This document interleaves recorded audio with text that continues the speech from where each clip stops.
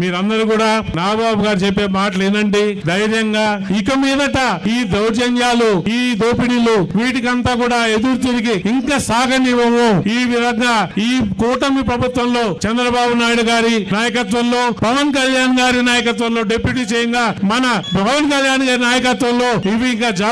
జరగడానికి వీల్లేదు అని చెప్పి మీరందరూ కూడా కంకణం కట్టుకొని రేపటి నుంచి కూడా, ఇవాళ నుంచి కూడా పొంగనూరులో ఒక నూతన రాజకీయ ఒరవడికి మనము తెరతీస్తామని చెప్పి రేపటి నుంచి మీరందరూ కూడా ఈ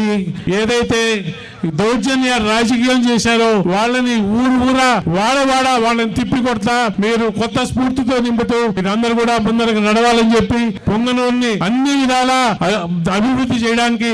అన్ని మా జనసేన పార్టీ నాయకులు వాళ్ళు ప్రణాళికలతో ముందరకు వస్తున్నారు. కూటమి ప్రభుత్వంలో అన్ని మంచి జరిగేటట్టు చేస్తామని చెప్పి ఎవరి మాటలైతే వినడానికి మీరంతా కాచుకున్నారు